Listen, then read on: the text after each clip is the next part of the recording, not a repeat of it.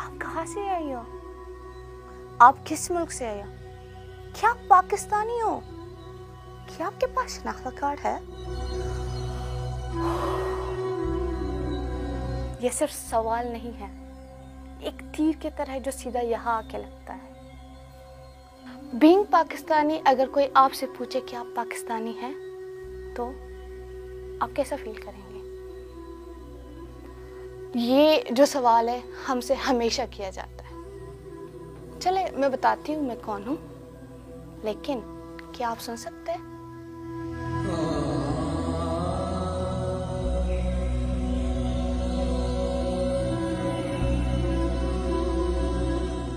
मुझसे पूछते हो मैं कौन हूँ, मैं बताती हूँ मैं कौन हूँ। मैं शाहिदा एक हज़ारा हूँ। मेरी पहचान मेरी आंखों से है, मेरी सादगी मेरे लफ्ज़ों से है। मेरा वजूद अमन का पैगाम है, मेरी ज़ात तारीख से भी आशना है। मेरी कामयाबी मेरे ख्वाबों की तामीर है, मैंने देखा है हर सिम हर फिजा में। मेरे इरादे चिल्तन के पहाड़ों को सर करती है, मेरी आवाज़ से दुनिया की आवाज़ मिलती है। उड़क के आबशार से मेरी हंसी बहती है, मेरी मोहब्बत ज़ियारत की फ़िज़ाएं गरम करती है। ख्वाबों का शहर कोयटा मेरी मिसाल देते हैं, बलोचिस्तान के रास्ते मेरी तारीख लिखते हैं। मैं बताती हूँ मैं कौन हूँ। मैं शाहिदा एक हज़ारा हूँ। मेरी वफा इस खाक के ज़र्रों में है, इस पाक अर्ज़ का ज़र्रा ज़र्रा गवाह है। मस्तूम के खून मेरे जवानों के खून से रंगे हैं। हाँ, मैं उसी मजलूम कौम की बेटी हूँ जिसके नाम से शहर की तफसीर है। घरों, बाजारों, मस्जिदों और रास्तों पर हर खाक से मिली है मेरे प्यारों की खाक। मैंने ईद के दिन भी फातिहा पढ़ी है, मेरे ईद के कपड़े भी गर्म सुर्ख लहू में डूबे हैं। मुझसे पूछते हो मैं कौन हूँ, मैं बताती हूँ मैं शाहिदा एक हज़ारा हूँ। अखबार की सुर्खियों में मेरी तस्वीर नहीं है, क्योंकि पैदा होने से पहले मैं मरी हूँ। मेरी रिदाओं ने मेरी ही लाश को ढांपा है, मैंने हर आंख अब अश्क बार देखा है। मेरी दास्तां को मेरे ही खून से लिखा है। अब मुझसे न पूछना मैं कौन हूँ, वरना लहू में डूबी हर सब्जी बोल उठेगी। मैं शाहिदा एक हज़ारा हूँ। मैं शाहिदा एक हज़ारा हूँ।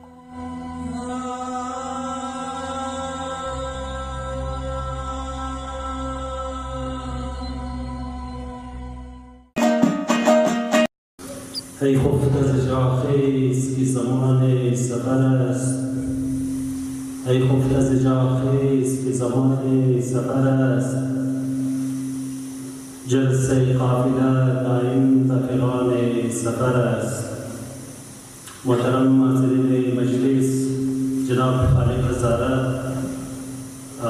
آقای کوهزاد قادر نایل، ممبران سنترال کمیتی هزاره دموکراتیک پارتی و اراکین سنترال کمیتی و شما عزیزانی که امروز تشریف دارین، ما از طرف از خود و از طرف تمام اعضای فامیلی خود 14 سال روز شهادت صوفی را برای شما قصد تسلیت بودیم. دیگر در این زمین ما خودم اولین بار است که در روز شهادت صوفی که 26 جنوری است اینجا هستم. 14 سال ما اینجا نبودیم و هیچ فرصت نشد که باید با شما دست من صحبت میکردیم. دیگه تشکر که امروز شما مرا فرصت را فراهم کردید که یک چند صحبتایی که ما در اون را شما دست شریک کنیم. دوست عزیز که اینجا نشسته گفتن که خدا دنیا را که آفرید روی بهترین هنرمند هستند و انسان آخری هنر سو بدن که او را بعد از او دیگر چیز نآفریده و خیلی انسان در جبلت انسان در خلیل انسان اینا گفتن که خوبی و بدی را کس آفریده یا ایجاد کرده. حقیقت همی هستند که انسان هم جبلت شي خمیر شي خوبی و بدیر کسر رفته و انتخاب خودی ما و شما است که ما راهای خوب را کس انتخاب کنیم یا راهای بد را کس انتخاب کنیم. به نظر خود ما کسته ملائکه بودن یا فرشته بودن آسانه، چرا که دخلی فرشته دخلی ملائک فقط کار ثواب و کار خوب است.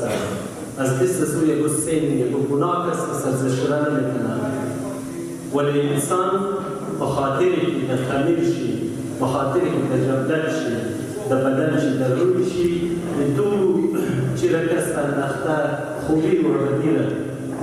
برای انسان بسیار مشکله که او از خاطر نالج، از خاطر روزگار، از خاطر مشکلات، از خاطر چیلنجیزی که در دنیا تاکه زنده است و کارهای خوب که است کرد.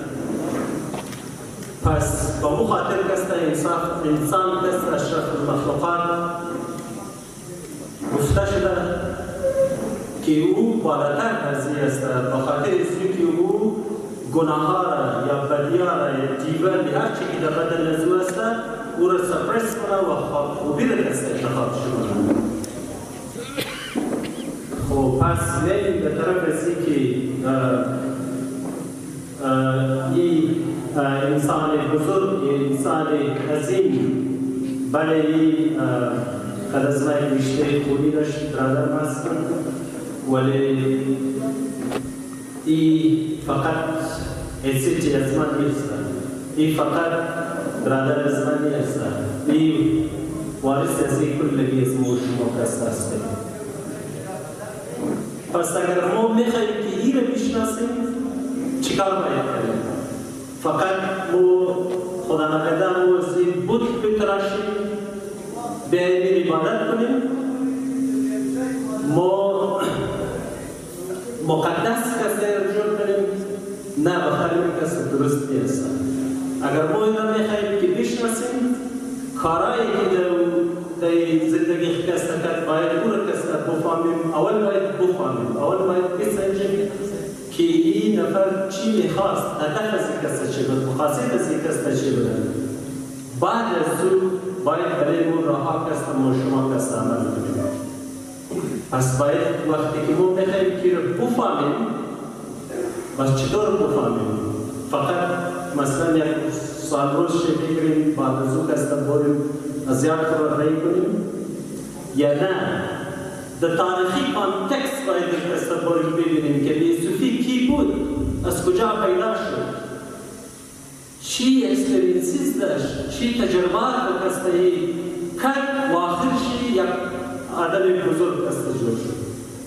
و وقتی که مثلا در 65-70 سال پیش یک آدم تولد میشد، در زو معرضی حالات رو کسته ما بریم بگردیم که در کدام معرضی حالات کسته پیدا شد؟ چی فقر، گشنگی، گرسنگی و ظلم، جبر و استبراد را کسته مشکل بود. در کدام فامیلی کسته پیدا شده بود، وضعیت فامیلیش کسته چی رقم بود، امو انوایرمنت ازی، گوشه ازی کسته چی رقم کسته بوده ده. ما مقایسه که در امروز ما نکنیم. ای خوب بچه دخان بود، پدرش دخان بود، غریب آدم بود پدرشی. پس دمو کانتکست، دمو تاریخی کانتکست کسته، دمو تاریخی حواله کسته باید ما بریم ببینیم که چی مشکلات و چلنجیز را کسته دیده بود. از کجا و تجربات رای حاصل کرد که از خود یک هدف کسته جور کرد. بچه یک دیقان در او زمانه که دیقنی بگرده، زمین هم از خودچی نبوده، یکو جایدان هم از خود کسته و نفر قدر از این کسته نداشته بوده. 60 سال پیش، 70 سال پیش شما مثلا امروز ببینید که وضعیت از این ترد ورلد کسته چی رقم است و 70 سال پیش این رقم او نفر که وقتی که چه مخواست کنند امو رو شما یک دفعه تصور کنید که چی رقم کسته بوده. پس وقتی که این میل مثلا رفیق مگفت که در پرایمری سکول کسته داخل بشه اول نمره بده در پرایمری سکول اولی مقام در پوزیشن هولدر بوده و تکنیکال سکول که رفته میبینم کس در پوزیشن هولدر بوده چه غریب بود شاید کتاب نداشته بوده تختی نداشته بوده و زمان قلم نداشته بوده پدرش هم بسیار یا برادر کچه شنجی موجود است اینا کس در خواری بوده به چی مشکلی اونا کس مثلا همون مصرفی همون چیزی زور کس در میده تا مورا مثلا در خارج نوشته یونیورسیتی میشه انقلابی سال در افغانستان کسکم نیدید وقت و میگردی ثمراتی همزو تجرباتی از دوره که بازی کسته یک مامای رو دو زمان در سرور انقلاب تازه شده بود نالی برای دکان کسته در نصرآباد کسته داشت نالی قدیر صوفی منجا دکان را کسته نشنان دا تیم دلالی کنه کسته چوکیداری تا 18 سال چوکیداری که بسیار خواهی کرد این مامای در تهران کسته یا در مشهد در جای موج کسته کار بوده تازه انقلاب سال شده وزیر صوفی کسته تازی خط نوشته که مقابله مردمی است کسته چی روزای بد کسته در تیر بشه ولی ما کسته دان شاول طول منو آدمی مثلا باسواد تعلیم یافته چی رقم یک کمک نمیکنه یعنی انگیزی زور شما کسته سیر کنه اما افکار زور کسته سیر کنه که مقابله جهنیت بنده اسم نداره افسوس ما رفته یک کمک کسته تنبرد رسول کسته نمیکنه